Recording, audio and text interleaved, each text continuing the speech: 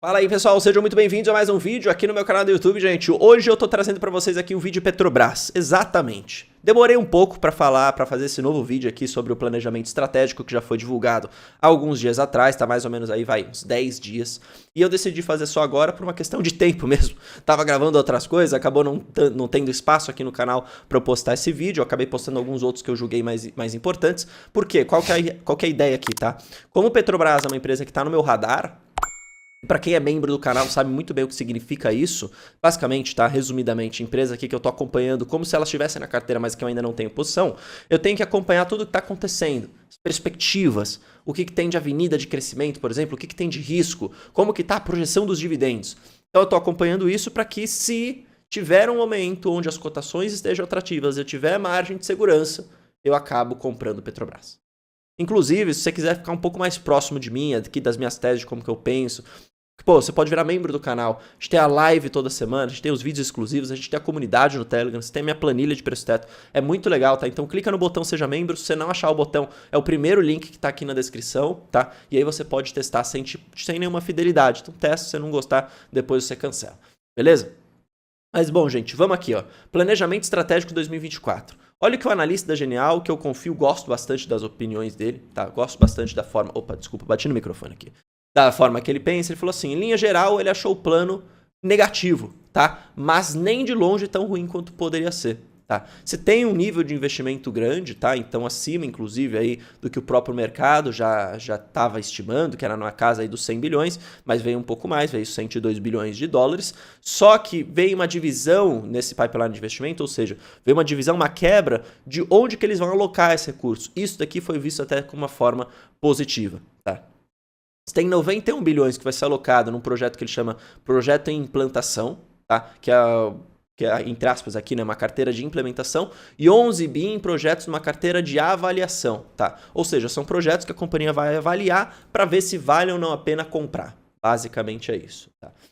Aí, ó, na leitura dele, né, essa medida, ou seja, essa quebra aqui, né, essa alocação desse investimento, afasta o risco, pelo menos até agora, de uma má alocação de capital.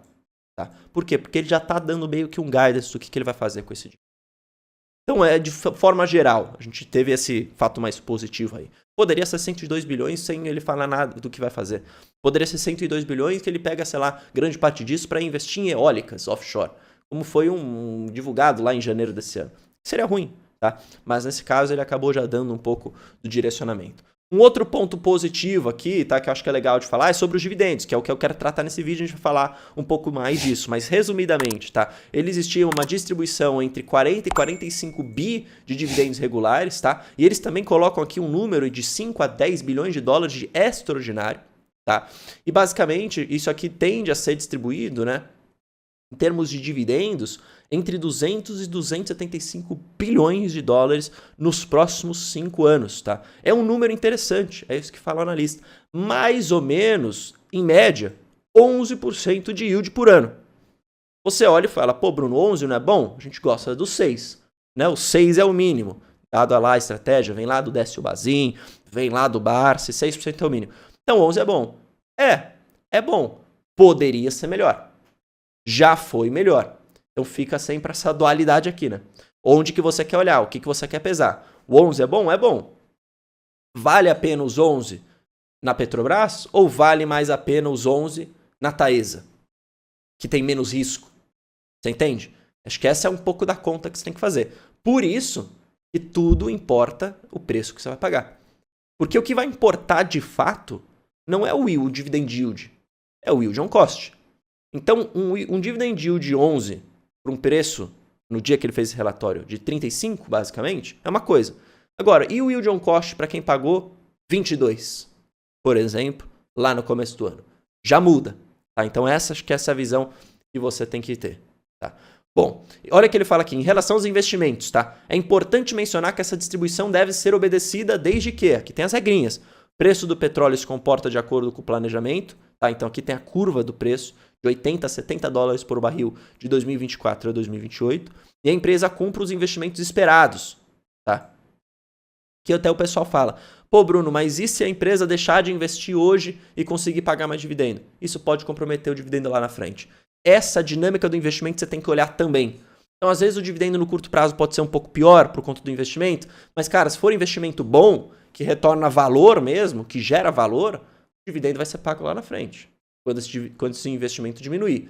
Então, o que é importante a gente avaliar não é o nível do investimento, e sim se aquele investimento está sendo bem alocado.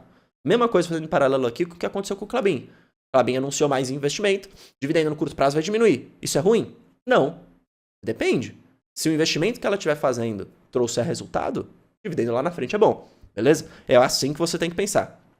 Olha só o que o analista traz aqui pra gente. A projeção dos dividendos esperados, tá? De 2024 a 2028. Lembra que é aquela média de 11%, mas não é 11% por ano, é a média, tá? Nesses próximos 5 anos. No ano aqui de 2024, a gente tem menos dividendo. Você tem 6,8% de recorrente, mais 1,4% aí de extraordinário. Não é um yield tão alto, mas é acima dos 6%. Tá? Em 2025, o extraordinário começa a ganhar força, mas o recorrente diminui um pouco. Tá? Mas aí no consolidado, você tem um dividendo até que bom. Não tão bom quanto no passado, mas acima dos 6%. 26, 27, 28, o negócio fica um pouco melhor. É aquela grande ideia, né? Se você não investe em D0, você compromete o futuro. Se você investe em D0 e aquele investimento traz resultado, o futuro é próspero. Olha em 2027, mas olha a força do dividendo extraordinário. E aqui que também está um outro risco, né? De certa forma. Porque o extraordinário não tem política. O recorrente tem 45% do fluxo de caixa livre. Óbvio que vai estar atrelado também ao nível de investimento. Quanto mais investimento, menos fluxo de caixa livre. Só que o extraordinário é assim, sobrou grana, pagamos, sobrou, vamos distribuir. Só que a empresa pode não fazer isso, se ela não quiser. Aí não tem como a gente nem reclamar, tá bom? Por quê? Porque é extraordinário. Tem como a gente reclamar se a política de dividendo não for cumprida, porque é o que está no estatuto. Mas o extraordinário não, vai meio que do bem bom ali da diretoria decidir distribuir. Então, gente, primeira coisa, acho que a primeira lição, o dividendo não vai acabar. Quem falou que o dividendo ia acabar mentiu, não vai acabar. Vai diminuir, isso é um fato. Mas assim, é uma diminuição que não é tão ruim, tá? Agora, você como investidor tem que pesar. Ok, tá no meu radar às vezes colocar uma elétrica e uma Petrobras da vida. Se o dividend yield estiver muito parecido, tenta pesar o risco, né? Uma elétrica, mais garantias, mais previsível. Petrobras, risco político, risco da commodity. Tá? Então, assim, é uma coisa que eu estava até conversando com o analista. Pô, você vai ganhar 11% em média com Petrobras? Cara, compra a Taesa. Que Taesa vai pagar 11% também. E eu vou fazer para vocês, vai sair aqui no canal o destaque do Investor Day de Taesa, em quem eu vou falar sobre isso também. Tá? Então, basicamente é isso. Beleza?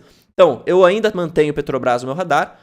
Essa sensibilidade aqui do preço, aqui é preço-alvo, né? Mas dá pra gente fazer um pouco dessa relação com o preço-teto. Perceba que nessa curva vermelha começaria a ficar atraente, ou seja, ali abaixo dos 27, tá? Dos 29, começaria a ficar atraente para você comprar a Petrobras. Pô, 22 nem se diga, né? Lá no começo do ano. Nesse momento atual, e mais caro que isso, não compraria. Yield baixo, tá? Pouca, na verdade, nenhuma margem de segurança. Então tá no radar, não tenho pressa para colocar na carteira. Beleza? É isso aí, espero que você tenha gostado desse vídeo. Se gostou, não esqueça de deixar que eu gostei. A gente se vê no próximo. Valeu, falou, até mais.